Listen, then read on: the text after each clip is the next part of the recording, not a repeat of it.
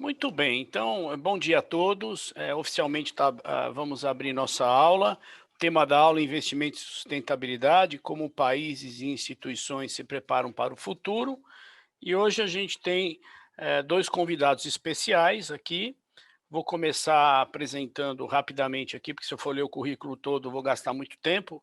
A Carolina da Costa, nossa ex-vice-presidente da escola, muitos de vocês devem saber, sócia da Mauá Capital, na frente Novos Negócios, ISD e apoio ao empreendedorismo, né? Professora do INSPER em Pensamento Crítico e Inovação, tem PhD em Cognição pela Rutgers State University of New Jersey, bacharel e mestre pela Fundação Getúlio Vargas. E o nosso Que na minha convidado, época não tinha INSPER, deixando isso, claro. deixar claro isso. E o nosso convidado, o Renato Lulia, diretor do Grupo Itaú Unibanco, acumula a diretoria de Relações com Investidores e Inteligência de Mercado no Grupo Itaú desde 2020, membro do Comitê de Divulgação e Negociação desde 2019, está há 19 anos no banco. Ele é engenheiro civil pela USP e tem um programa de gestão avançada que participou na CEO Academy, ambas pela The Wharton School, Universidade da Pensilvânia, Filadélfia. Então, agradeço a agenda dos dois, muito bem-vindos, obrigado. E estamos aqui com uma grande oportunidade de falar para essas meninas, esses meninos que estão nos escutando. Então, Carol, vou começar com você, e aí vocês vão trocando as informações e de vez em quando eu direciono uma pergunta. Acho que vale a pena, né, você explicar um pouquinho essa pauta ISD, na verdade, o que é o ISD, né? Bom dia, Rocha. Um prazer estar com o Renato aqui. A gente vai fazer um jogral, Renato e eu. E, antes de tudo, dizer um bom dia aqui caloroso para os meus queridos colegas do INSPER. É uma honra estar aqui com vocês, agradeço muito o convite. E aos calouros, calouras que estão aqui assistindo, pena não estar vendo vocês, mas estou imaginando aqui como vocês devem estar se sentindo, né, dado que vocês passaram num vestibular super concorrido e devem estar muito felizes, as famílias, enfim, quero dar os parabéns aqui para vocês e que essa jornada que está se iniciando agora seja repleta de aprendizado, amizades e muitas descobertas sobre interesses, sonhos, que a faculdade é esse momento aí para isso. E é muito bacana a gente começar um bate-papo com alunos de administração, né? Foi o curso que eu fiz, inclusive, eu sou formada em administração, falando de um tema que envolve tanta temática interessante, desde o que vocês vão ver na grade curricular, quanto a questão de propósito e a possibilidade de se fazer muitas coisas juntando setores e disciplinas. Né? Então, vai ser muito bacana vocês ouvirem o Renato, por exemplo, que vai dar muito a visão de banco, de mercado financeiro. Eu posso também, claro que durante a conversa eu vou falar um pouco da parte de mercado de capitais e a conexão que ele tem com as empresas, que vão ser lugares onde todos vocês, em algum momento, vão transitar trabalhando, fazendo estágio. E aí, o que é o ISG? Né? Deixando claro, né, a tradução, né, é Environmental, Social and Governance, e aí tradução, né, ambiental, social e governança. E eu gosto de dizer que ele é muito mais um conjunto de princípios que precisam estar inseridos nos processos decisórios, processos de investimento, do que um conceito único, ou um produto, ou um processo. É uma forma de pensar. Para mim é fácil falar disso, né? Como o Rocha falou, eu fiz meu doutorado em cognição, então, no fundo, eu gosto de trabalhar todas as questões que a gente aborda e se propõe a entender como uma forma de pensar. E essa forma de pensar ela pode ser refinada ao longo do tempo, à medida que novos fatos e dados surgem. Né? Então, é importante, vocês vão ter aí um ferramental quantitativo, um ferramental de análise social, e, no fundo, o que vocês estão fazendo ao longo de toda a trajetória de vocês na graduação é refinar esse modelo mental, a maneira como vocês olham o contexto ao redor de vocês, propõem questões e fazem análises. E o ISG, ele referencia um conjunto de informações, e aí tem toda uma discussão profunda sobre que dados utilizar, como que esses dados eles entram nos modelos de tomada de decisão, de precificação de ativos. Então, é importante dizer que não é um tema novo, Quer dizer, ao longo pelo menos da minha formação na área de administração, quem faz economia, mesmo quem faz engenharia, no caso do Renato, essas questões sobre o impacto daquilo que a gente faz no nosso entorno, né? E aí a gente dá o nome de responsabilidade social, responsabilidade ambiental, medição de impacto, né? Isso tudo sempre foi parte de uma agenda de responsabilidade da liderança, dos conselhos de administração das empresas, dos investidores, né? Esse termo ESG foi cunhado nos anos 2000, com o Pacto Global e o Principle for Responsible Investment, chamando os investidores a olharem o que o dinheiro deles nutre, né? Eu brinco, né? Na minha idade, quando eu estive mais jovem, né? Criança, os alimentos não tinham aquele rótulo do que vem em cada alimento, né? Caloria, o que vem de carboidrato, não vinha, a gente não tinha rótulo. E eu brinco que na idade de vocês, muito provavelmente, quando vocês estiverem investindo, vocês vão querer o rótulo daquilo que vocês nutrem com o investimento de vocês, né? Para onde esse dinheiro está indo? O que ele alimenta do ponto de vista de impacto, de externalidade? Esse é um termo que vocês vão aprender muito em economia, né? A externalidade daquilo que vocês fazem, né? O que é aquilo que não foi contemplado no modelo inicial, mas produz um efeito, e às vezes pode ser um efeito negativo para a sociedade, para o meio ambiente. Então, esse tema não é novo, sempre teve presente em discussões que fazem, né, que formam gestores responsáveis. O que talvez seja novo foi essa grande inserção do mercado financeiro nessa agenda, né, em função, inclusive, da crise, em função de grandes gestoras mundiais que colocaram compromissos de não investir daqui X anos em ativos que gerem impacto social e ambiental negativos. E aí começou uma discussão muito profunda sobre, bom, então como que eu sei? Que informação que eu uso? Como que eu tomo decisão? Eu vou tomar uma decisão radical de, a partir de hoje, não investir mais em nenhuma empresa ou ativo, ou eu vou fazer um processo de transição? Como que eu financio essa transição? Como eu empresto dinheiro? Que critérios que eu considero quando eu empresto dinheiro? O Renato vai falar bastante disso.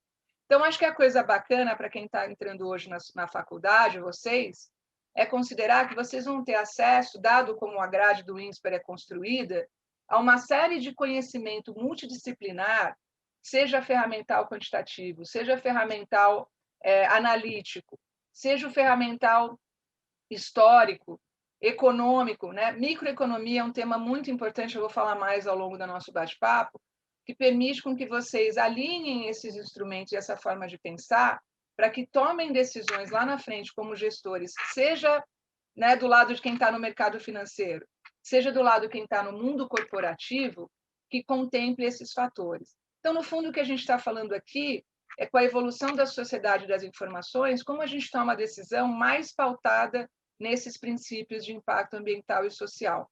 E é muito legal, não estou puxando brasa para a sardinha do INSPER, vocês estarem num ambiente acadêmico que vai dar essa visão multidisciplinar para vocês e que vocês vão conseguir materializar. Então, não vai ser um discurso utópico, vai ser um discurso pautado em fatos e dados. E aí eu vou deixar o Renato falar mais, porque aí ele pode trazer muito exemplo de como que isso é aplicado na lógica do mercado financeiro, que é, né, eu falo que para o tema ESG, tem 3 grandes atores que influenciam muito essa agenda.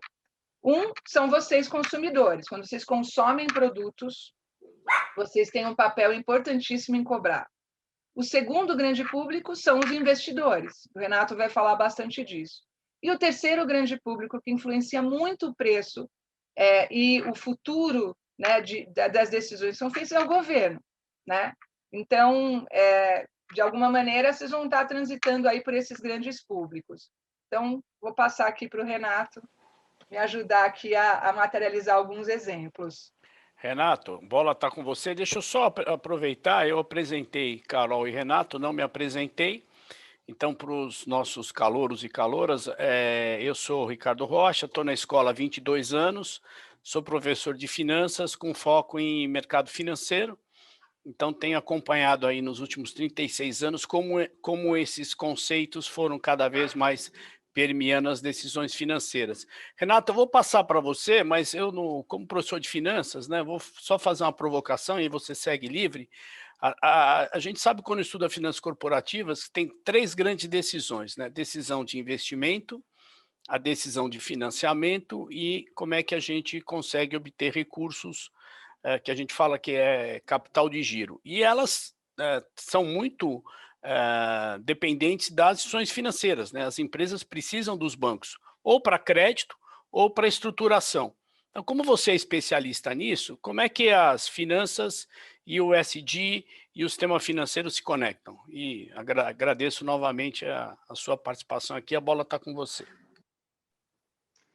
Obrigado, Rocha. Bom dia, Carol. Bom dia, pessoal. Muito obrigado aqui pelo convite de estar com vocês hoje.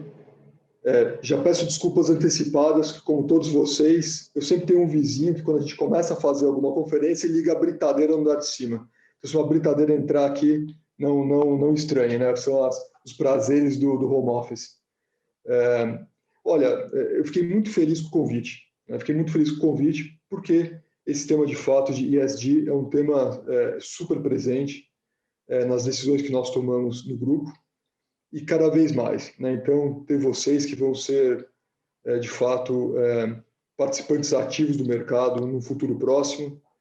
Se a gente conseguir aqui, se a escola conseguir, e conhecendo o INSPER, certamente eles conseguirão imbuir em vocês esses conceitos de ESG. Eu acho que a gente tem aqui a chance, de fato, de fazer com que cada vez isso fique mais presente, né? E ficar mais presente é fundamental, né? Como a Carol comentou, esse tema... Eu já volto à tua pergunta, tá, Rocha? Não esqueci dela, não. Esse tema ESG surgiu no meio dos anos 2000, né? Quando teve um paper famoso ali que chamava Who Cares Wins. Mas, na verdade, os conceitos de bom investimento já existem há muito mais tempo, né? Então, o que ESG trouxe foi tentar codificar um pouco essas coisas todas, né? E aqui na gênese do ESG, eu acho que muitas organizações olharam isso quase como uma ação social ou uma iniciativa de marketing corporativo, né? Então, vou fazer ESG porque isso é importante para a minha marca, vou fazer ESG porque eu preciso parecer um bom cidadão corporativo, né? E daí surgiram termos como greenwash, que era empresas se travestirem de boas empresas ESG, mas na verdade era mais uma questão de propaganda, né? Mas hoje a gente vê que essa coisa mudou muito ao longo desses 15 anos, né? Desde que saiu esse termo. ESG, de fato, passou a ser central na tomada de decisão de muitas empresas. Tomada de decisão, como o Ricardo falou, nas grandes decisões dos grupos, ou seja, como investir, com quem investir, como captar, né? Contando um pouco aqui, muito brevemente, a história do próprio banco nisso, a gente consegue remontar as iniciativas de ESG no fim dos anos 90, né? O Dow Jones, como vocês sabem lá, o índice da Bolsa de Nova York, eles lançaram o índice de sustentabilidade em 99, que é o Dow Jones Sustainability Index. E o banco faz parte desse índice desde 99, sendo a única organização latino-americana que está todos os anos desde 99 nesse índice, né? Em 2004, teve também uma coisa super importante, que foi o tal dos Equator Principles, que foi um grupo de bancos mundiais se juntaram para tentar começar a codificar o que seriam boas regras ou boas práticas na hora de dos bancos financiarem projetos que tenham potencial impacto ambiental, né? E aí eu já começo a entrar um pouco aqui na pergunta do Ricardo, quer dizer, os bancos têm um papel fundamental nesse processo, né? Porque os bancos são vistos como enablers, como aqueles que estão no meio do caminho. Quer dizer, os bancos por si só não são grandes poluidores, né? Se você olhar o carbon footprint de bancos, ele é pequeno, ele é muito menor do que muitas empresas, e bancos como o Itaú já neutraliza 100% das nossas emissões há algum tempo, né? Mas nosso papel é fundamental, porque o capital ele pode, de fato, direcionar as práticas das empresas, né?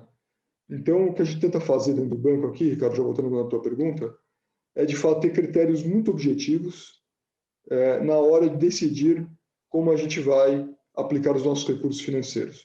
Então, para qual empresa nós vamos emprestar dinheiro, para qual empresa nós vamos facilitar a entrada no mercado de capitais, seja através de renda fixa ou renda variável, e fazer aqui o nosso melhor trabalho para ajudar o investidor final que está comprando a ação daquela empresa, está comprando o bonde daquela empresa, ter as melhores informações para decidir o seu investimento. Então, esse é um papel do banco olhando para fora como enabler das empresas em geral, né? Mas tem um outro lado também, que a gente agregando esses princípios à nossa própria gestão, né? Então, seria hipocrisia muito grande a gente exigir dos nossos clientes que eles, de fato, tenham regras de governança importantes, que eles não contaminem, que eles tenham políticas de inclusão e diversidade nas suas empresas, se nós não fazemos isso na nossa empresa mesmo, né? Então, nós também temos aqui, ao longo dos anos, implementado uma série de iniciativas para também sermos capazes de atrair recursos ESG, e o que culminou aqui com uma operação bem legal, que nós fechamos há cerca de um mês, mais ou menos, foi a primeira captação de uma dívida subordinada de uma empresa brasileira, né, ou latino-americana, na verdade, que tivesse um viés ESG. Me explico aqui. Dívida subordinada é uma dívida que tem também uma finalidade de capital. Então, ela reforça a sua base de capital por ter características que são diferentes do empréstimo normal, né? Então, quando o banco vai e capta uma dívida subordinada, isso aumenta a base de capital do banco, o que faz que a gente possa, inclusive, emprestar mais dinheiro depois para outras empresas, né? E o que ele é um ESG? O que a gente saiu foi com um que a gente chama de um framework, onde a gente definiu exatamente onde nós utilizaríamos esse dinheiro que nós captamos. Foram 500 milhões de dólares, meio bi de dólar. A gente foi lá com 8 iniciativas, 8 áreas que nós poderíamos investir esses recursos, né? E foi uma missão muito bem sucedida. Nós tivemos aí 2,5 vezes a demanda, ou seja, nós queríamos vender meio bi, tivemos oferta de 2,5 bi para a compra desse papel. Isso possibilitou, inclusive, abaixar o preço, já captamos mais barato. E olha, e foi muito bacana, porque tem muita discussão, né, Carol, esse negócio de ESG, de fato, ele se traduz em bons negócios. Tem uma prova aqui, enfim, concreta que sim. Nós não teríamos captado esse recurso nesse preço se não fosse essa finalidade ESG que nós trouxemos para o nosso bonde. Então, tem aqui um exemplo claro de que ESG é bom negócio, não é só marketing, não. Posso fazer um gancho com o que o Renato acabou de falar, Rocha? Porque à vontade, um tema Carol. muito Vocês são os professores aqui. Eu só estou na mediação aqui, aprendendo com vocês aqui. Falar para os alunos, o Renato falou uma coisa muito importante, né? Porque uma pergunta que pessoas mais críticas poderiam fazer é assim: bom, se isso é um tema que sempre esteve presente no mundo das organizações, investimento, de alguma maneira, por que agora é para valer? Por que não é mais uma onda que vai passar, né? E acho que uma das coisas importantes para trazer para esse argumento é uma lógica de microeconomia. Então, não é à toa que os alunos de administração vão ter, Renato, aqui no INSPER, eles têm 1 ano e meio de economia para valer. E a questão é a seguinte: se isso não entra no preço, seja dos ativos, seja da dívida, né, que a empresa ela capta do mercado financeiro, se isso não entra num ganho de market share, quer dizer, se você não consegue, de alguma maneira, traduzir para uma linguagem econômica o ganho material do ISG, não é que as pessoas não são do bem, não é que as pessoas não se importam com o meio ambiente, com as pessoas, é porque, de forma geral, a gente tem que entender uma coisa importante que vocês vão aprender quando vocês vão estudar, por exemplo, teoria das firmas, é que quando você está num sistema estabelecido, você segue contratos. Então, o indivíduo, né, como uma única pessoa, ele, claro que ele sempre pode influenciar, principalmente se ele estiver em cargo de liderança, mas ele não consegue mudar o sistema sozinho. Então, o que a gente tem que olhar com muita atenção é o que está mudando no sistema para gerar um benefício econômico. O Renato deu um exemplo muito importante. A gente até usa uma expressão agora no mercado financeiro, que quando você consegue dar um dinheiro, que no fundo é uma dívida para quem adquire esse dinheiro, a um preço baixo, o que você está dizendo para a pessoa para a qual você está dando a dívida é que ela representa um risco baixo para você. Quando eu acho que essa pessoa é um risco alto para mim, eu vou cobrar caro dela. Então, quando uma empresa pede dinheiro, ou seja, ela adquire uma dívida e o banco diz que vai cobrar menos dela do que cobraria de alguém, né, que talvez não tenha a mesma preocupação com o ambiente e com o social, ele está falando o seguinte: eu estou te dando um prêmio, eu estou te dando uma vantagem. E a gente está usando uma expressão no mercado financeiro, em vez de usar premium, que é prêmio, né? Que é assim, eu estou te dando uma vantagem porque eu acho que você me representa pouco risco. A gente está usando a expressão greenium, de green yield, né? Claramente é uma sinalização do mercado financeiro de que as empresas que de fato têm compromissos sérios, como o Renato falou, não é um relatório, não é uma embalagem assim, né, só de marca, elas têm compromissos sérios e auditáveis. E aí vem um papel importantíssimo dos conselhos de administração.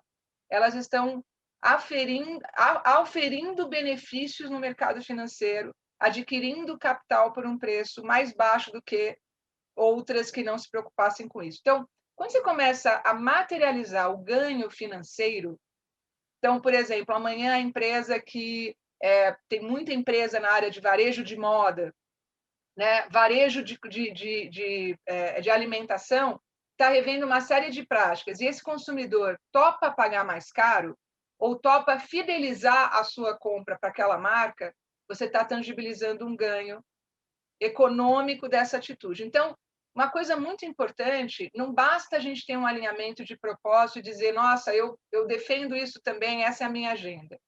Eu tenho que, de alguma maneira, traduzir isso, seja no preço que o consumidor topa pagar, seja na diminuição do custo de captação no mercado para eu financiar meus projetos como empresa, seja no risco, na assunção de risco que eu, como mercado financeiro, modelo na forma como eu precifico um ativo. Então, acho que uma coisa importante é, já que vocês estão entrando na faculdade, desenvolver essa visão sistêmica e uma visão crítica, que não basta apenas boas intenções, elas são fundamentais, ela é o primeiro passo, né? Vamos assumir que está todo mundo seriamente comprometido. Mas a visão financeira e econômica agregada a esse olhar, né, a essa maneira de entender de que forma esses recursos vão fluir no sistema, ela é fundamental para você criar argumentos palpáveis, né? Hoje, muita gente fala assim, sabe o quê? Ninguém quer comprar combustível fóssil, e como o preço da ação vai ficar barato, eu vou comprar um monte, né, das ações na baixa e depois eu me livro delas na alta, porque isso tudo passa, né? Então, mas é muito importante vocês terem uma visão crítica, que o mercado começa a precificar, e o fato de do preço das ações começar a cair ao longo do tempo dessas empresas é uma demonstração clara que tem gente fazendo análise diferenciada. Não é uma mera volatilidade. O que é volatilidade? É uma mera um susto e aqueles sobressaltos que o mercado financeiro tem. Então, a gente tem que ter sempre essa visão crítica de olhar o mercado nesse jogo de volatilidade de curto e longo prazo. E o que o Renato está falando, que é uma informação muito importante, olha, eu, como banco, começo de forma muito sistemática e consistente, colocando essas informações na forma como eu concedo crédito, como eu financio esse sistema. E isso é uma informação muito relevante para quem vai comprar ações dessas empresas no futuro.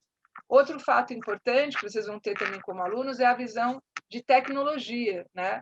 Olhar em quais setores as tecnologias estão mais desenvolvidas para gerar essas mudanças no modus operandi, né, das empresas, para que elas possam, por exemplo, trabalhar com energia mais limpa, com menos geração de resíduo, com menos impacto na comunidade. Aí cada setor aí tem os seus desafios. Mas eu não podia deixar de pegar o gancho do Renato para fazer uma conexão aí com o que vocês vão ter ao longo do primeiro 1 ano e meio de curso, fazendo justamente, adquirindo esse olhar econômico sobre temas que todo mundo quer melhor para o mundo, né? A gente quer realmente que o mundo seja assim, mas se você não tiver uma lógica econômica por trás, é muito difícil você mudar o sistema. E nesse ponto, Carol... Só um segundo, Renato, só dizer para os alunos que, caso eles queiram fazer perguntas, eu estou com o chat aberto aqui, né? Aproveitando que a aula é deles, aproveitando aí o tempo da Carol e do Renato, e, enfim, fiquem à vontade de enviar suas perguntas aqui.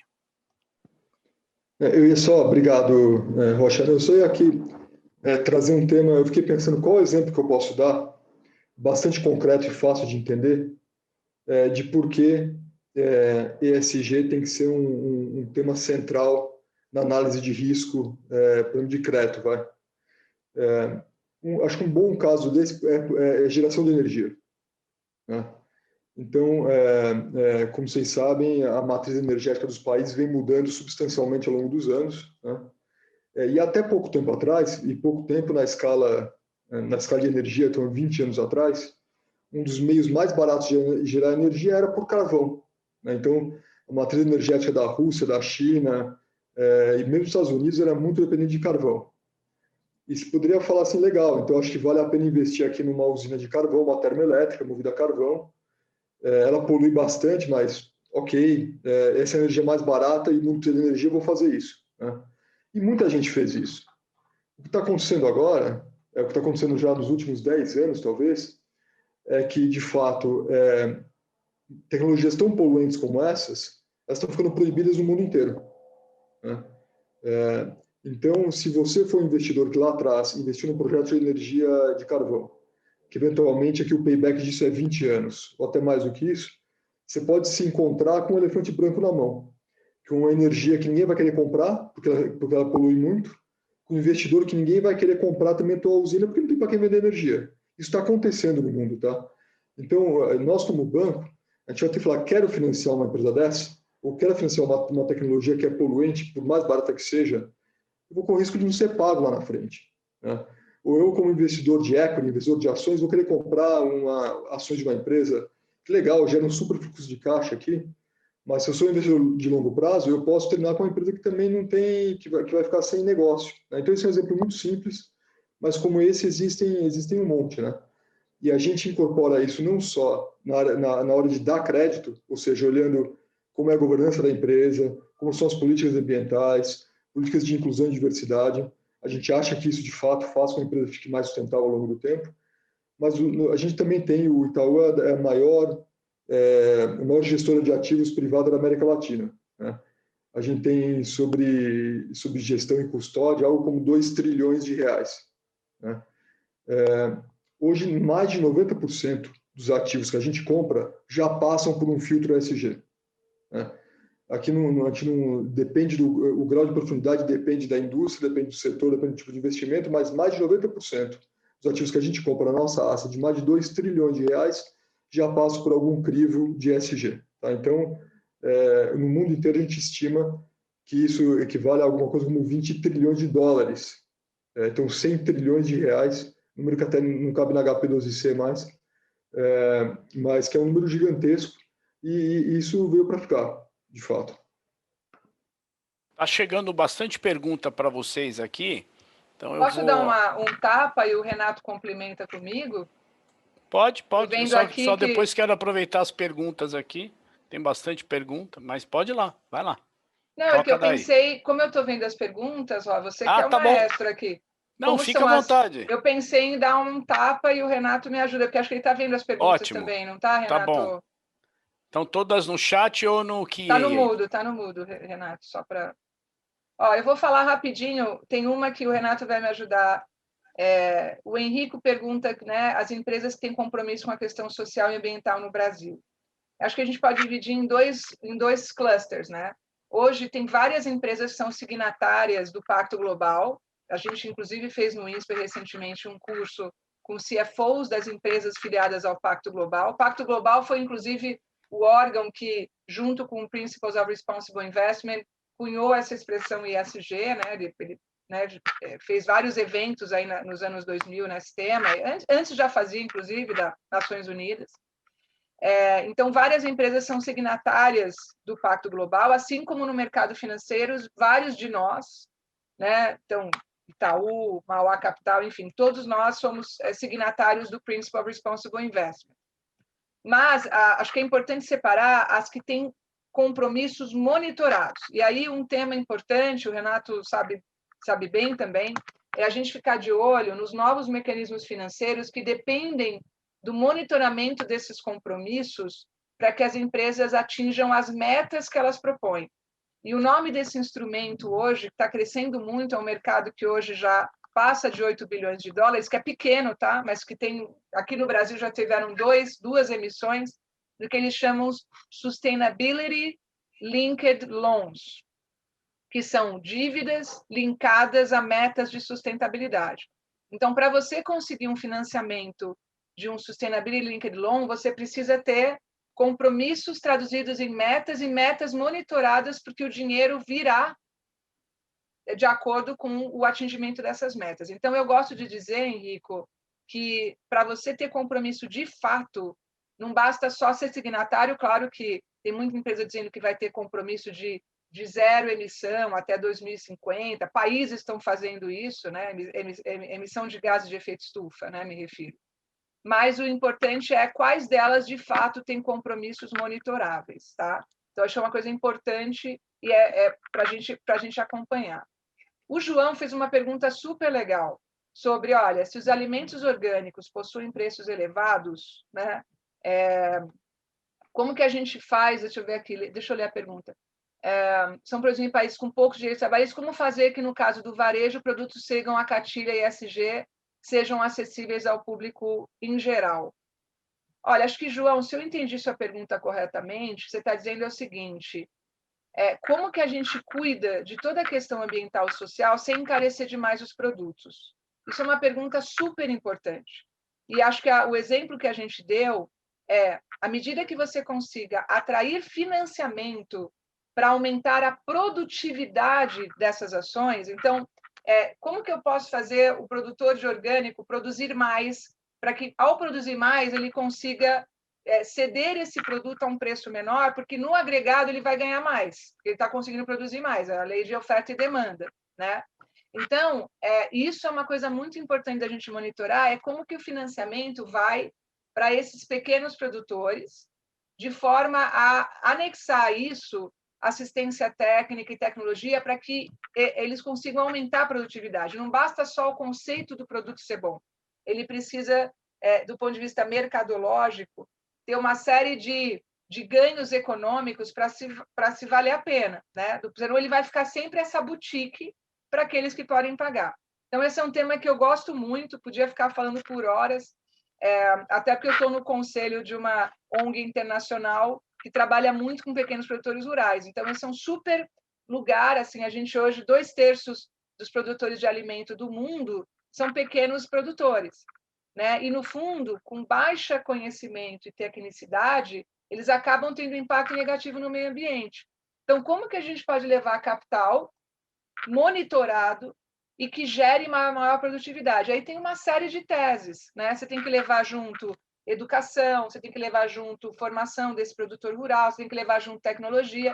Então, a beleza hoje de estar nesse setor é como você junta os atores para que o dinheiro venha junto com capacitação e aumento de produtividade. Porque se não vier, realmente vai ficar primeiro, muita gente vai ficar à margem do sistema, ou aqueles que entrarem, o preço acaba só atingindo uma parcela muito pequena, e aí você não muda o sistema assim.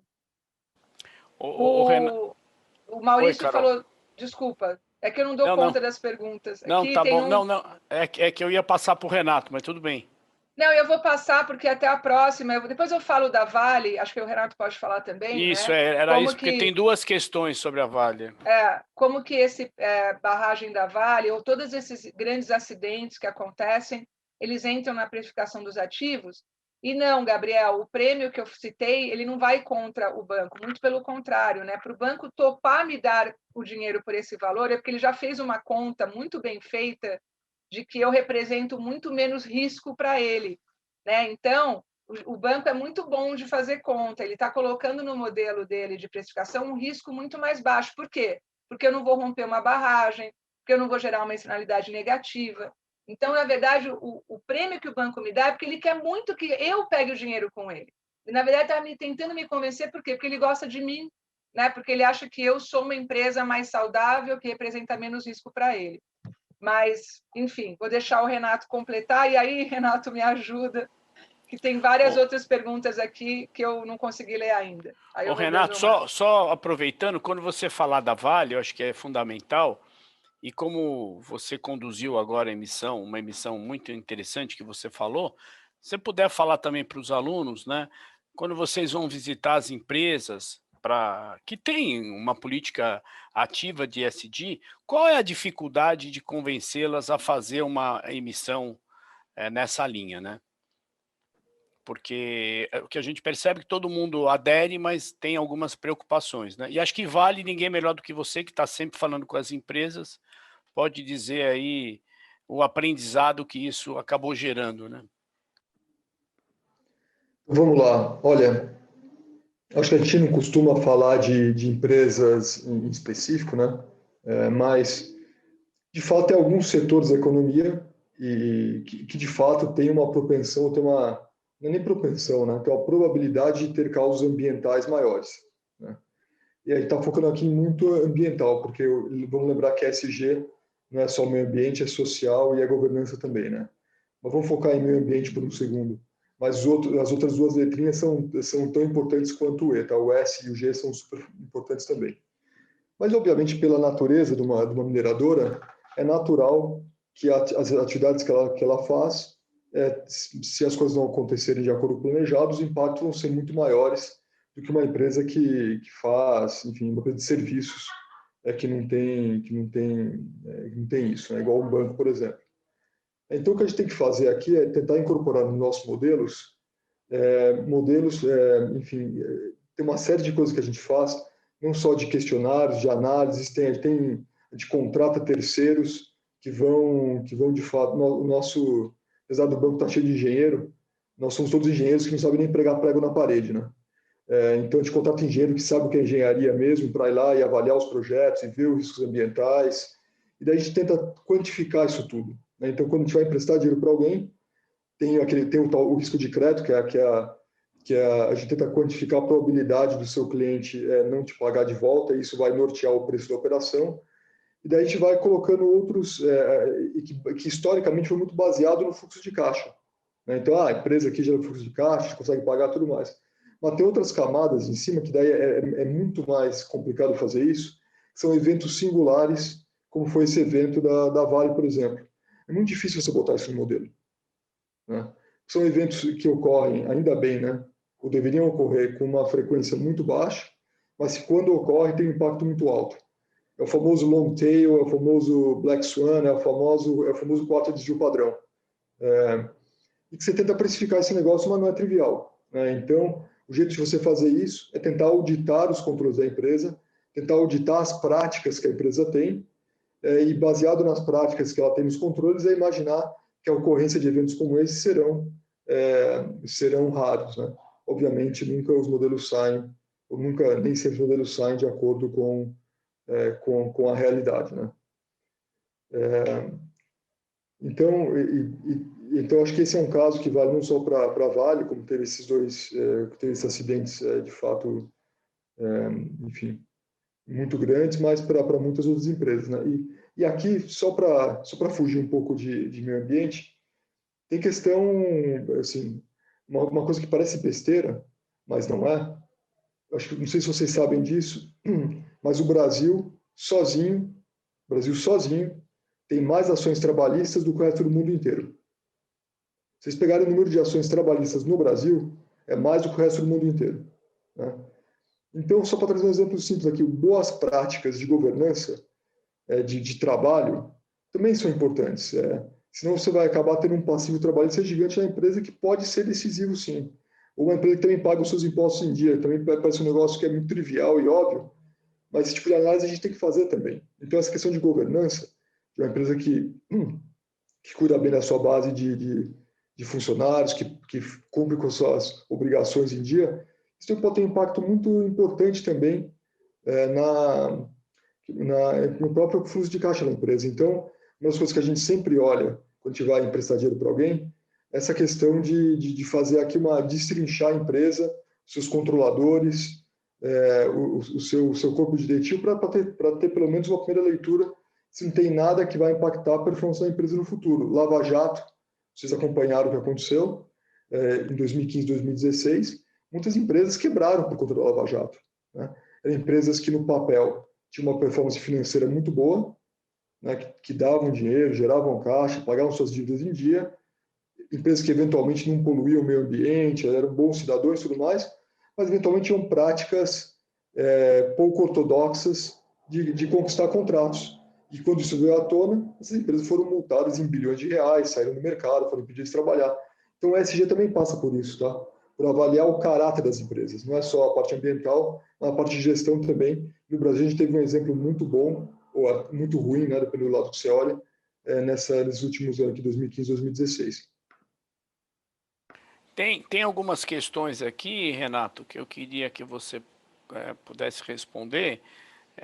Tem uma aqui que fala aqui: olá, tudo bem? Gostaria de perguntar, é o Alex Zlatikovic. Ele gostaria de perguntar ao Renato se a introdução do ESG é ou será um impulsionador decisivo do ROI das empresas. E aí, aproveitando, tem questões que falam aqui sobre o Acordo de Paris, né? E tem uma aqui interessante que o aluno não se identificou, mas ele falou se a Tesla seria um exemplo de empresa que segue o ESG. Fique à vontade aí para responder o que você achar. Não, legal, obrigado pelas perguntas. Essa é uma boa discussão de qual a relação entre ESG e retorno sobre capital, né, retorno sobre equity. Uma visão de longo prazo deveria sim ter uma correlação. Tá? Então, empresas que têm práticas de ESG, que incorporaram práticas de governança, de meio ambiente, sociais na sua gestão, deveriam, ao longo do tempo, ter retorno sobre o seu patrimônio mais sustentável em patamares maiores do que empresas do mesmo setor comparáveis que não adotaram essas políticas, né? Eventualmente, no curto prazo, isso pode não ser verdade, mas no longo prazo, isso deveria ser verdade, né? A gente tem aqui a gente não tem ainda dado histórico muito longo disso, mas eu apostaria que sim. É por isso, né, tem muitas carteiras de investimento que são focadas em empresas que têm de fato uma boa governança ESG.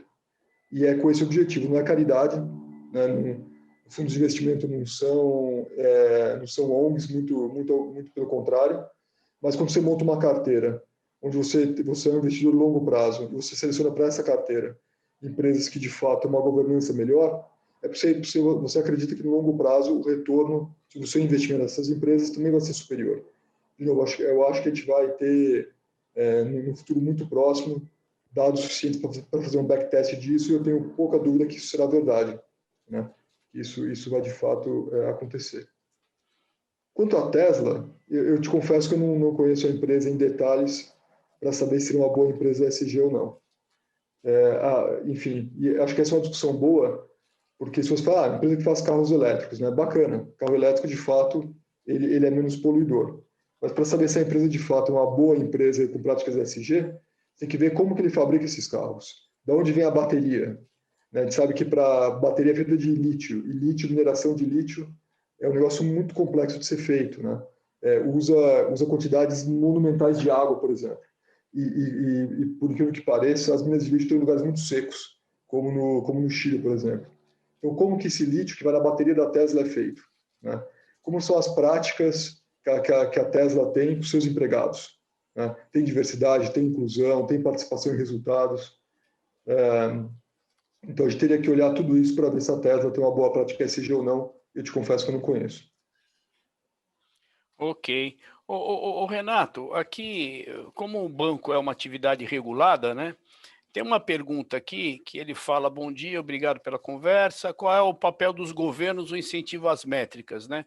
Aí eu acho que talvez, para não ficar muito amplo, talvez a questão do regulador, o quanto ele está próximo.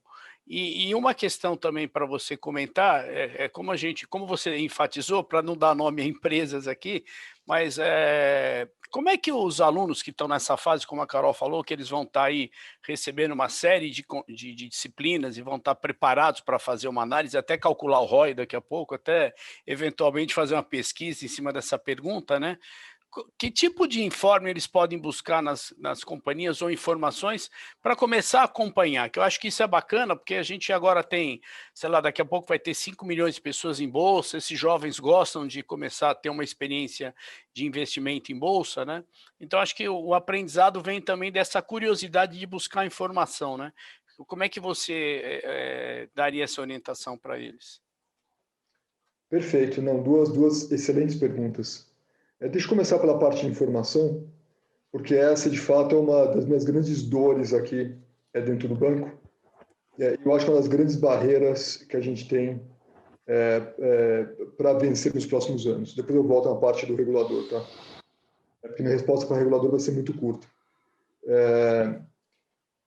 O problema que a gente vive hoje é que não existe um padrão para ESG. Vocês vão aprender aí no curso do INSPER, tenho certeza, o que é US GAAP, o que é IFRS, o que é BR GAAP, tudo mais, são políticas contábeis que têm o objetivo de fazer com que os números que uma empresa publica sejam comparáveis com outras. Então, são as regras de contabilidade e divulgação de resultado, né? Então, quando você olha o lucro líquido de uma empresa, você sabe que esse lucro líquido é comparável com o lucro líquido da outra. Quando você olha a dívida de uma, é comparável com a dívida da outra. ESG, isso não é verdade, né? Como é algo relativamente novo e como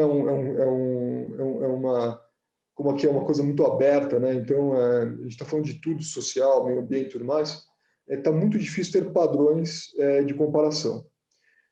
Tem alguns esforços nessa linha, mas está longe de ter um padrão mundial aceito que as empresas usem, né? Então hoje cada um meio que divulga do jeito que acha conveniente, né? As duas principais iniciativas, talvez, que afetam bancos, uma que chama SASB e outra que chama TCFD, que, na verdade, o que eles tentam fazer é codificar um pouco. Então, eles pegam os balanços dos bancos, das empresas, e eles fazem um depara, né? Então, quando você for ler um balanço do banco, quando você for ler um relatório anual de um banco, você vai ver que tem algumas práticas ali que seguem esses frameworks desses grupos. Mas esse é um grande passo que tem que ser feito. Tem muita gente trabalhando nisso. Tem iniciativa do World Economic Forum lá de Davos, que nós fazemos parte. Tem iniciativas das grandes auditorias, KPMG, Price, tudo mais, para tentar vir com um padrão também. O Michael Bloomberg, ele tem sido, junto com a BlackRock, um dos grandes impulsionadores do SASB. O TCFD, na verdade, ele veio como offspring lá dos princípios de sustentabilidade da ONU. Então, tem várias coisas sendo feitas, mas hoje isso é difícil, né? Então, a gente tenta aqui meio que atender um pouquinho a todos, mas acaba ainda com algo que não é padronizado e é difícil de comparar, né? Mas, dito isso, se você quiser entender mais sobre as empresas, hoje as empresas já têm relatórios de sustentabilidade que são promulgados, né, que são publicados anualmente, pelo menos. O que nós fizemos, há 2 anos atrás, foi combinar as duas coisas. Então, nós tínhamos o relatório financeiro, tínhamos o relatório de sustentabilidade. Como para a gente sustentabilidade faz parte do nosso core business, faz parte do nosso negócio, a gente combinou as duas coisas. Então, hoje a gente tem o nosso que chama relatório anual integrado, que, aliás, vai ser publicado agora no último dia de março, onde a gente combina as nossas iniciativas ESG e sustentabilidade com os negócios, né? Então, acho que esse é o melhor caminho para tentar entender mais sobre as políticas das empresas, né? Sobre reguladores, Rocha, olha, eu enfim, um liberal aqui, econômico, eu acho que o papel do regulador ele é regular, né? Ele tem que dar, na verdade, os guardrails, tem que dar as condições de contorno para que o mercado funcione de maneira adequada, mas o mercado tem que se ajustar, ele tem que se ajustar fazendo exatamente o que a Carol falou, buscando o fim econômico dessas coisas. Então, eu vou emprestar dinheiro para aquela empresa, não é porque ela tem aqui um site bonitinho de ESG, não. Porque ela tem políticas bem estabelecidas, porque o meu retorno, porque eu vou receber meu dinheiro de volta. Eu vou comprar ações daquela empresa, porque ela também tem uma política mais sustentável, e por isso eu acho que a minha ação vai valorizar mais ao longo do tempo. Então, eu acho que o regulador tem um papel de dar os guardrails, ele poderia eventualmente ajudar na questão de publicação, mas acho que o mercado ele tem que se ajustar sozinho ao longo do tempo. Mas essa é uma visão particular minha como, enfim, de economia liberal aqui, de um engenheiro pela opinião em economia, mas enfim. Carol, para o Renato dar uma respirada aí, tomar um copo d'água, tem algumas questões aí que vão permeando o governo, políticas públicas e tal. Você quer comentar? Queria, inclusive, pegar justo o gancho do Renato, né? Quer dizer, para mercados estabelecidos, em certa medida, o governo ajuda fazendo um papel de manter as condições de contorno, sem muito solavanco e surpresa, para que isso não gere uma instabilidade econômica. No caso do ISG, hoje tem discussões muito importantes sendo feitas, mas no papel do governo como indutor de mercado. Então, não tem como fugir dessa questão, e se a gente olhar a história, né, até um artigo que eu escrevi recentemente, se você olhar, por exemplo, a escravidão, e tem alguns economistas, um economista principal, o Fogel, que foi prêmio Nobel no século passado, né, acho que foi 93, 83, agora me fugiu a data, ele mostrou por econometria que a escravidão era altamente rentável na época em que o Congresso britânico vetou e colocou alta regulação em cima dela. Então, acho que a coisa importante aqui é que os governos eles podem induzir novos mercados por meio de mudanças na maneira como você autoriza ou não certas atividades na economia, independente de elas serem rentáveis. E no caso do ISG, tem duas grandes frentes que o governo pode atuar muito fortemente como indução de mercado. Uma é a própria regulação do mercado de carbono, né? Hoje, a grande maioria, se você olhar a Europa, principalmente a Europa, já está. E hoje, inclusive, a Glasgow desse ano, a COP26, vai falar muito de regulação de mercado de carbono, que a partir do momento que você. Não é um tema fácil, não quero cansar os alunos aqui, mas acho que é importante todo mundo ter no radar. Vai ser um experimento que todo mundo vai passar. Como se cria um mercado novo de ativo, né? E aí tem toda a questão que o Renato falou. Isso precisa ser precificado corretamente, precisa ser comparável, precisa estar traduzido no balanço das empresas. Mas uma vez que esse mercado passa a ser regulado e o Banco Central brasileiro já deu sinalização que isso está na agenda dessa atual equipe, você quase que do dia para a noite você muda as regras do jogo, né? Você coloca as empresas que já têm feito esse trabalho de precificação e contabilização desses carbonos, seja porque elas estão trabalhando com energia mais renovável, seja porque elas estão, de alguma forma, dependendo do setor que elas atuam, né? Desenvolvendo produtos ou cadeias de suprimentos que têm menos impacto no uso desse tipo de componente, elas vão sair na frente, né? Então, da noite para o dia, o que elas podem contabilizar no balanço vai ter um valor enorme, vai ser um ativo novo para aquela empresa e afeta diretamente o ROI. Então, isso é um papel importante para a gente ficar de olho. A outra coisa, né, o João Lacoste fez uma pergunta aqui importante. A mudança de equipes, né, políticas nos países mexe muito com o comércio internacional, né? E isso afeta muito, né, os ativos que vão ser mais ou menos procurados ou regulados no comércio internacional. Então, a eleição do Biden, né, isso está bastante falado no jornal, ela traz uma sinalização muito forte de compromisso ambiental dos Estados Unidos, seja com energia renovável, já falaram, separando 2 trilhões de dólares só para energia renovável, seja por conta da seleção da equipe econômica, que é uma equipe que, primeiro, tem um trânsito internacional muito forte, segundo, inclusive, conhece a nossa economia aí de biocombustível aqui no Brasil. Aliás, fazendo um parênteses, né, o uso desses ativos de combustível, CBIOs, né, que é esse papel de quem consegue produzir o combustível renovável para aqueles que são obrigados a comprar essa compensação porque não produz, já está sendo comercializado em bolsa, né? Então, você tem aí uma sinalização clara de que os governos podem, seja por conta de taxação, seja por conta de indução de mercado, seja por conta de atuação no mercado, no comércio internacional, mudar muito a regra do jogo do ponto de vista de barreiras ou facilidades que eles vão criar para determinados produtos. Então, eu vejo, né, nos próximos anos que o governo, por conta dessa necessidade de coordenação dessa agenda, de justamente comparabilidade, fundibilidade, por exemplo, é um termo que se usa muito, de ativos, por exemplo, se eu regular o mercado de carbono, eu preciso poder comercializar ele em qualquer lugar do mundo que eu esteja. Hoje isso não é possível, por isso que é um mercado muito complicado. Não é uma commodity, né? Para cada setor isso é precificado de uma forma, é contabilidade de uma forma. Mas a gente caminhando para esse tipo de mudanças, e elas estão muito na mão dos governos, você pode ter uma disrupção gigantesca em alguns setores.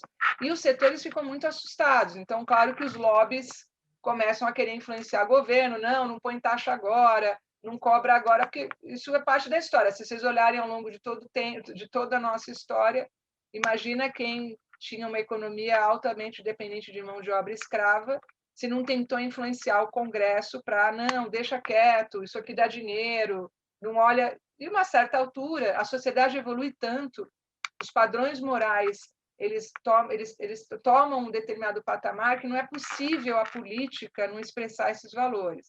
E aí eu acho que é uma coisa importante, vocês vão ter aula de sociologia também, a política é um outro componente muito importante na economia.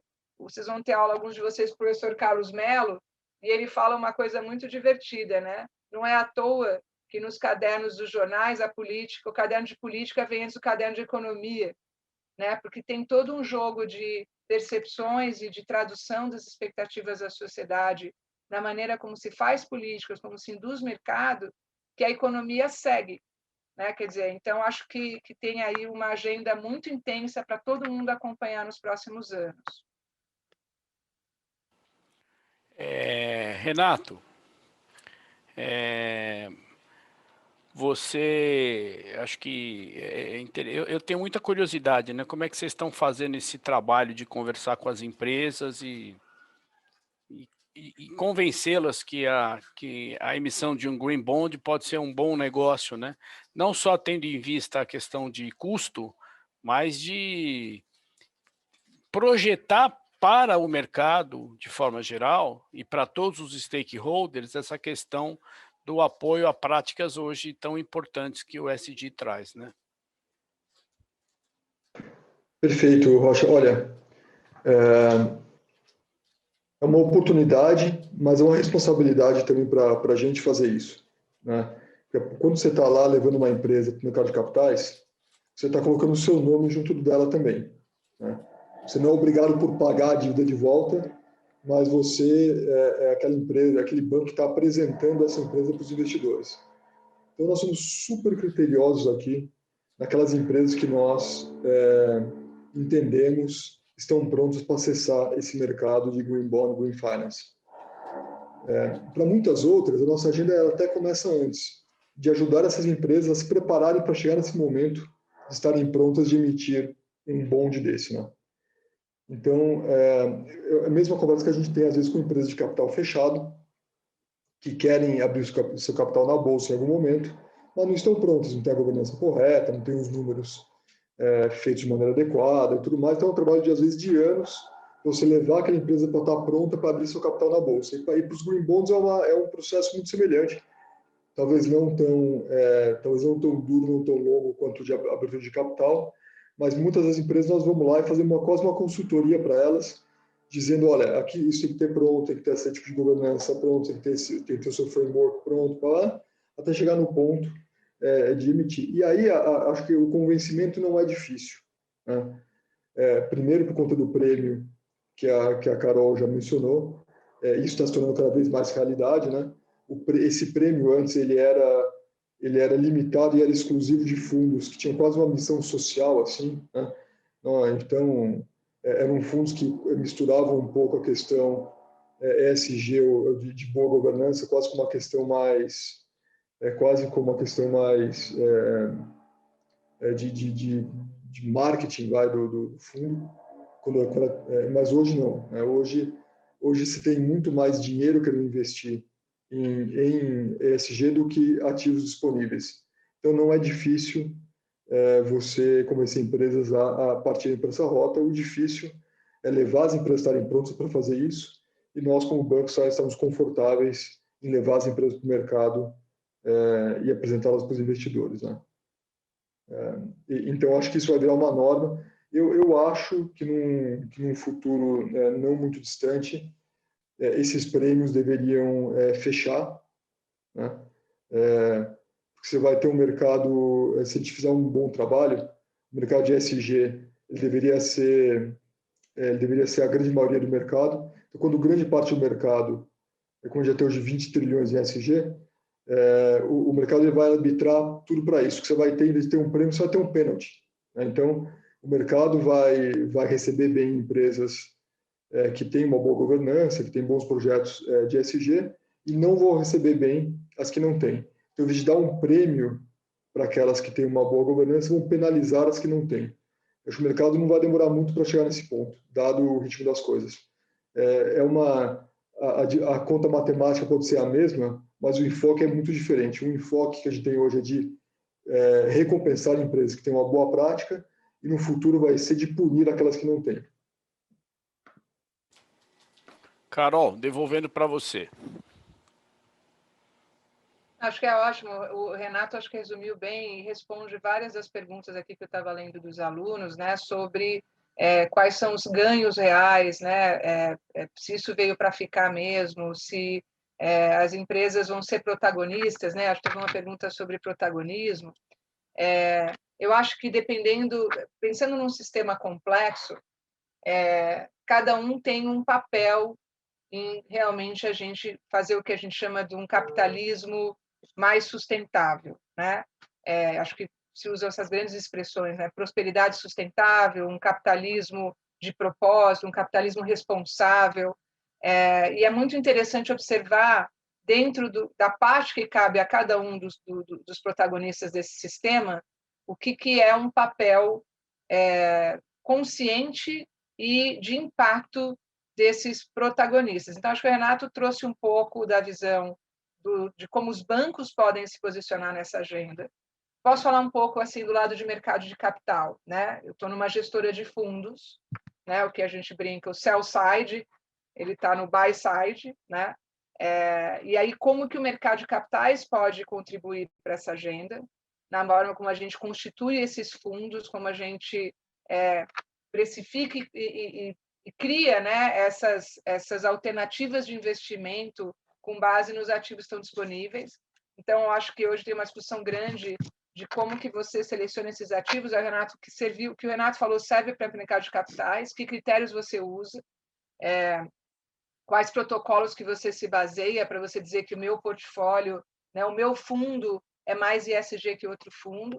Acho que é importante vocês saberem, né, que hoje tem grandes instituições que participam do mercado financeiro, como, por exemplo, a Ambima, da qual eu faço parte do Comitê de Sustentabilidade, que está tentando criar critérios para a classificação desses fundos.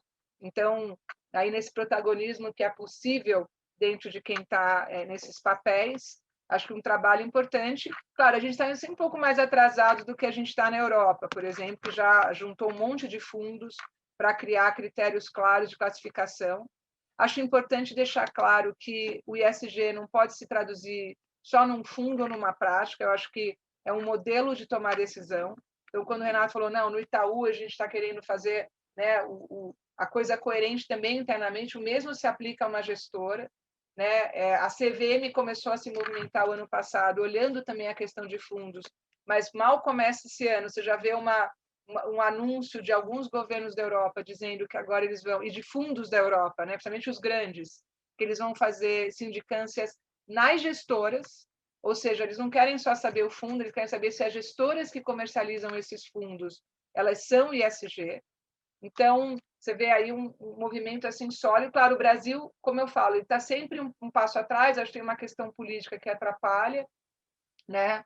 E não vale aqui entrar. Eu acho que não é uma questão de fazer um julgamento, mas quando você tem uma coordenação de política, de regulação e de economia, as coisas andam mais rápidas, né? E do ponto de vista das empresas, então alguém perguntou, né, as empresas vão ser protagonistas? Sem dúvida, porque são as empresas que criam a economia real.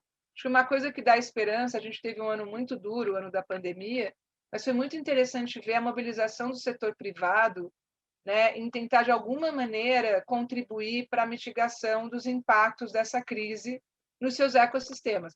As empresas nunca vão ter, acho que é uma coisa importante, por mais que a gente seja entusiasta sobre o setor privado, né, elas nunca vão ter a capilaridade e o papel que um governo tem. Então, eu sempre brinco, né, que mesmo todos nós somos mais liberais, a gente meio que chacoalhou essas teses do ano passado na crise, né? A gente viu que o quanto que os governos do mundo inteiro foram fundamentais em conter o que foi a maior crise aí do que a gente pode lembrar aí como civilização, uma das maiores, né?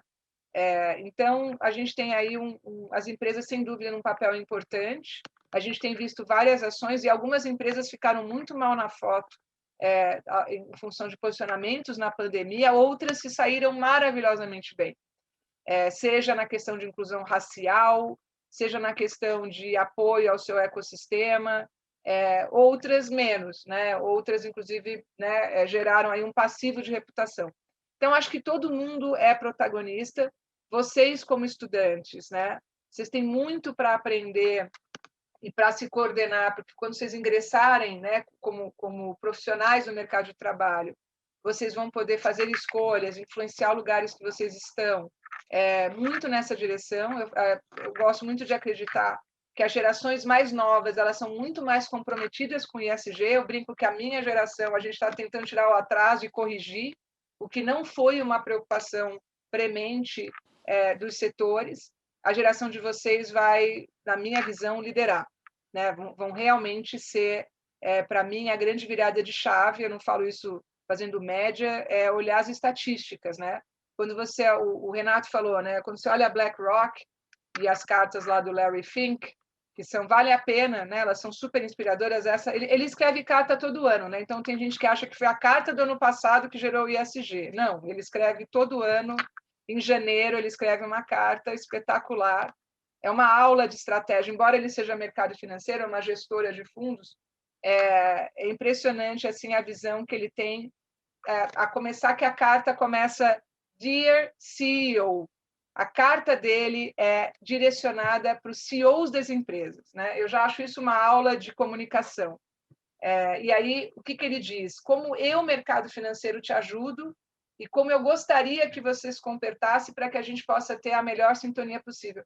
Isso é uma visão muito legal de cooperação, né? Então, acho que uma coisa importante para vocês levarem na formação de vocês é como a gente pode expandir as possibilidades de cooperação entre setores, como que a gente pode trabalhar, não estou falando de lobby, mas como a gente pode trabalhar para ter uma coordenação melhor com governos, como que a gente, de fato, cria esses ecossistemas que são as únicas formas possíveis de se transformar sistemas, né?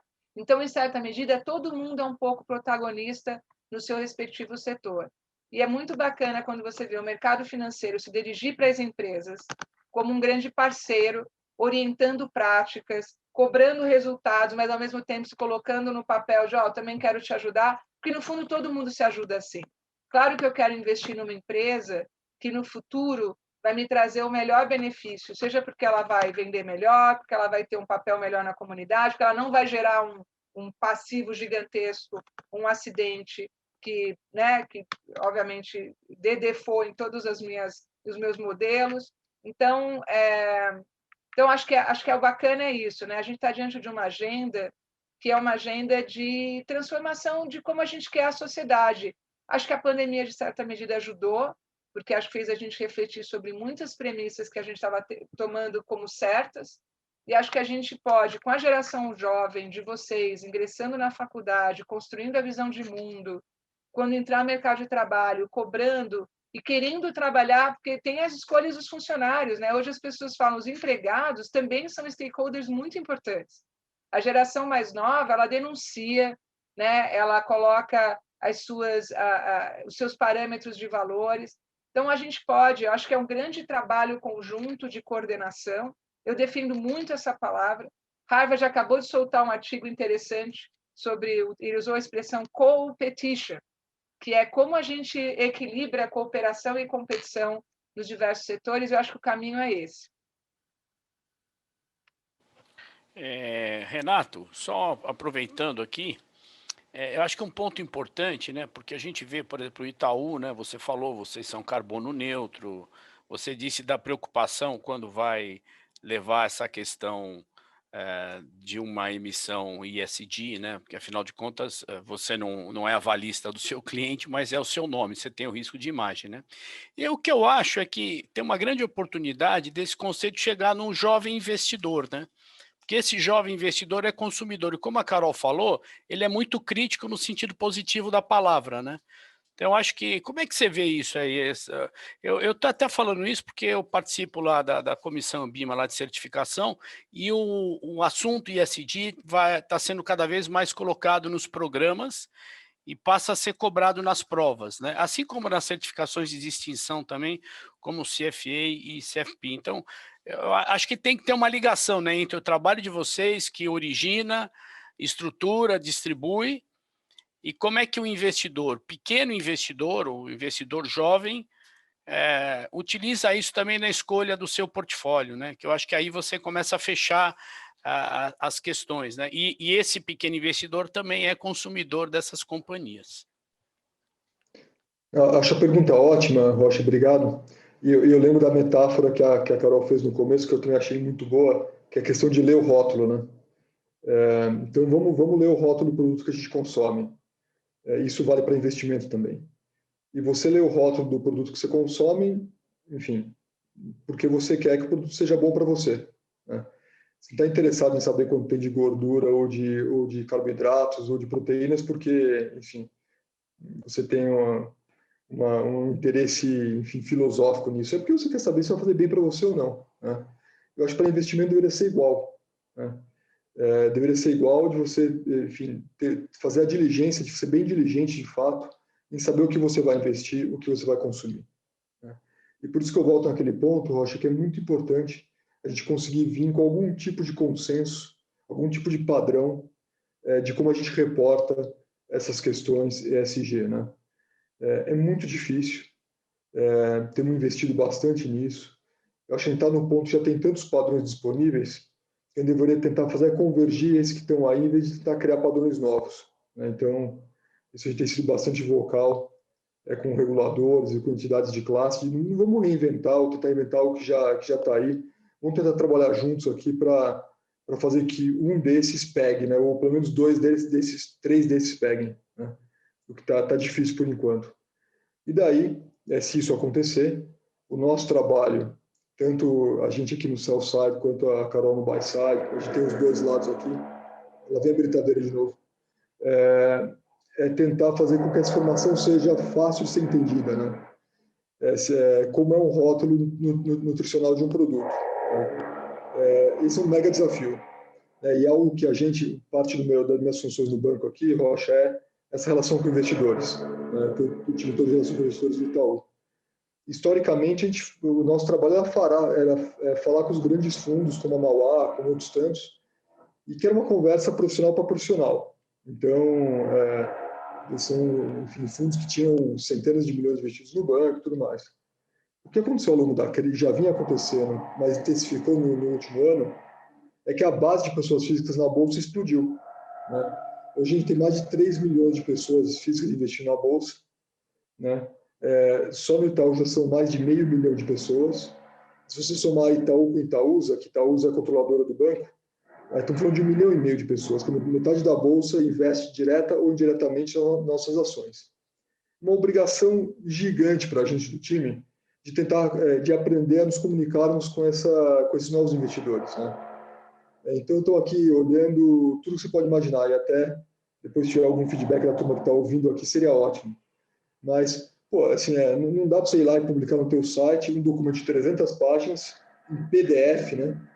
Com dados financeiros e economês e isso que lá, que ninguém vai ler esse negócio, só as gestoras vão ler. A gente está começando a usar mais ferramentas como redes sociais, tentar fazer vídeos que são mais consumidos hoje em dia. A gente tem um podcast que é bem escutado, fazer pílulas de conhecimento aqui, coisas de 15, 20 segundos, 1 minuto, 2 minutos, que são coisas mais fáceis de digerir, abrindo canais específicos no banco para que a pessoa física tenha acesso. E sabe que eu acho que isso também, inclusive, cai dentro do chapéu de ESG, isso é boa governança também, né? Você garantir que a informação chega no teu investidor, seja ele o sujeito que tem uma fração de uma ação ou tem centenas de milhões de dólares investidos, isso é boa governança. Ele está muito comprometido com isso, não é trivial. Tem muito fake news hoje no mercado, para usar um termo corrente, tem muito fake news hoje no mercado. Eu fico aqui assustado com o surgimento enfim, de gurus de investimento nesses últimos meses, e quanta desinformação que existe nisso, de fato assustador. Eu fico assustado aqui quando a gente vê o número de day trade que é feito por pessoas físicas na bolsa, que já é um valor muito substancial. Day trade é aquele sujeito que compra e vende no mesmo dia, né? Então, acho que tem um papel aqui que, de novo, para mim, cai dentro desse guarda-chuva de ESG, que nós, como agentes de mercado, buy-side, sell-side, bancos, tudo mais, tem que fazer, que é ajudar os investidores a entenderem onde colocar o seu dinheiro, como tomar uma boa decisão de investir, né? Agora que a bolsa está ficando cada vez mais democrática, o que é uma grande notícia. Mas estamos muito longe disso, e aí esse é um papel que, sim, que o regulador tem que estar presente, né? O regulador tem um papel muito forte nisso. Não dá para... Esse é o tipo da tarefa que, se ficar só com os bancos e com as gestoras, a gente não vai conseguir fazer. Nós estamos, infelizmente, caminhando para os últimos 10 minutos aí da nossa aula. Está uma delícia aqui escutar Carol e Renato, tá um grande aprendizado aqui, uma grande honra eu conduzir essa conversa. Também aproveito para agradecer aqui, estou vendo 165 pessoas participando, nossos calouros, né? Que em breve eu acredito que alguns serão meus alunos, espero pelo menos. Aí eu vou lá falar dos Green Bonds, mas daqui a algum tempo já numa nova versão. E aí fica já o convite, viu, Renato? A Carol sabe, ela me ajudou aqui a montar uma disciplina eletiva bem legal, e eu sempre que os profissionais têm espaço digitalmente ou presencialmente, né? Então já fica aqui o convite para você, né? Então, para a gente poder encerrar e cumprir o nosso horário, como é do INSPER, começar a aula no horário, terminar a aula no horário, a gente é bem britânico nesse aspecto, e também a agenda do Renato e da Carol são bastante demandadas. Carol, vou passar primeiro para você, para suas considerações finais. Na sequência, o Renato faz as dele. Vou agradecer, acima de tudo, pela mediação, Rocha. E, Renato, um prazer imenso estar com você nesse painel e te ouvir. E eu encerro falando um pouco da questão que a Júlia trouxe. Obrigada, Júlia, sobre a questão do empreendedorismo, né? Acho que a mensagem final é essa, né? Eu falei de cooperação, a gente falou muito do cuidado nessa visão crítica de viabilidade econômica, e não poderia deixar faltar o tema do empreendedorismo. O relatório do World Economic Forum prevê que 80% da mudança estrutural para que o ESG se estabeleça como uma nova economia depende de tecnologias, 80% fator tecnologia.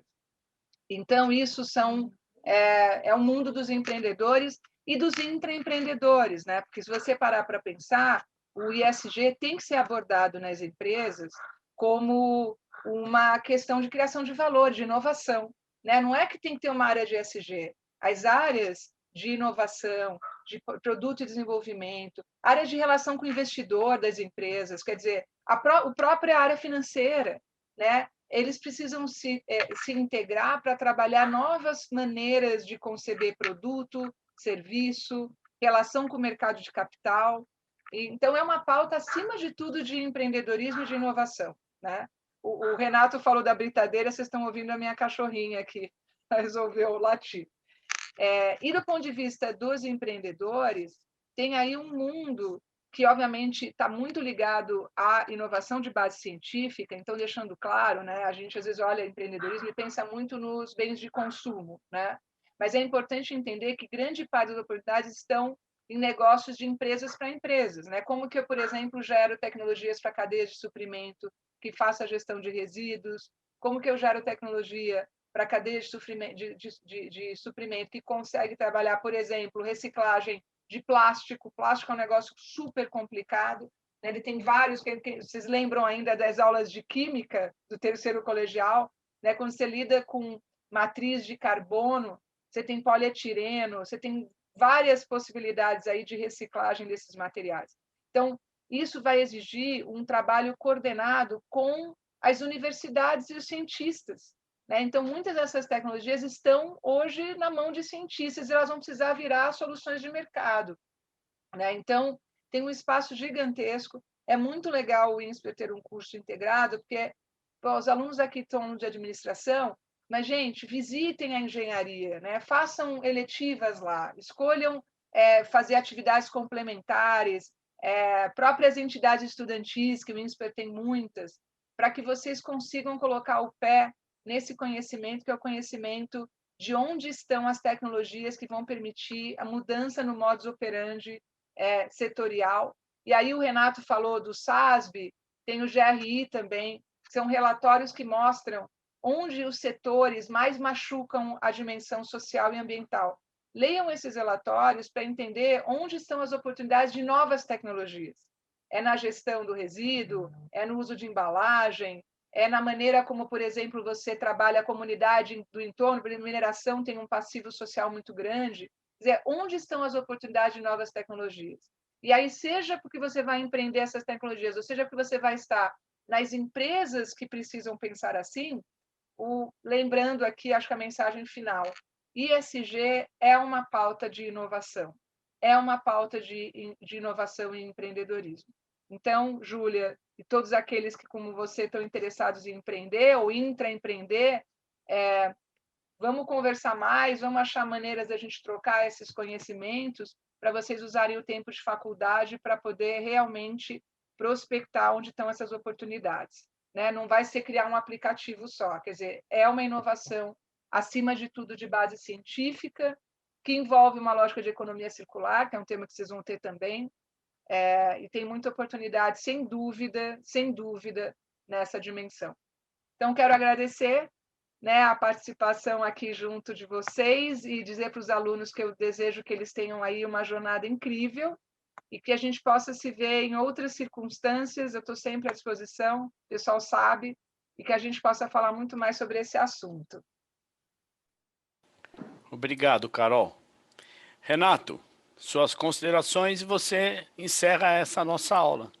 E já aproveito para agradecer o seu tempo e compartilhar todo o seu conhecimento conosco. Muito obrigado, Rocha. Obrigado, Carol. Um prazer e uma honra estar aqui com vocês. Obrigado, pessoal, que ficou nessa 1h30 com a gente aqui. Eu não sei como seria a minha vida se eu tivesse como vocês, começando uma faculdade digitalmente. Naquela época era um motor de fósforo verde, né? Então seria um negócio interessantíssimo fazer isso. Mas que bacana que vocês estão aí, estão se esforçando e acho que logo a gente volta a ter aula mais normal como era antes, que eu acho bem mais divertido, né? Sinto falta também de meus colegas de trabalho, mas obrigado pela persistência de vocês nessa 1h30 aqui. E foi muito bom, aprendi muito também aqui com a Carol e com o Rocha. E aqui a minha mensagem final para vocês é o seguinte, quer dizer, eu acho que eu adoraria que quando vocês terminarem o curso de vocês, daqui a 4 ou 5 anos, a gente não fale mais em ESG. Vocês veem alguma empresa batendo no peito e falando que nós somos um grande banco de avaliação de crédito, ou eu sou um grande banco de risco de mercado? Ninguém fala isso, porque isso já está incorporado na prática do banco, já está incorporado no modelo de negócio da empresa. Então, eu adoraria que ESG passasse a ser um termo quase acadêmico do passado e que vocês, de fato, em tudo que vocês fizerem, como a Carol falou, quando forem analisar a abertura de um negócio, fazer um investimento, ou mesmo consumir um produto, vocês tenham na cabeça de vocês aquelas coisas que são importantes. Eu quero investir numa empresa que tenha boas práticas, que tenha uma boa gestão do seu negócio, que tenha diversidade, que tenha inclusão, que jogue limpo com seus concorrentes, com o governo.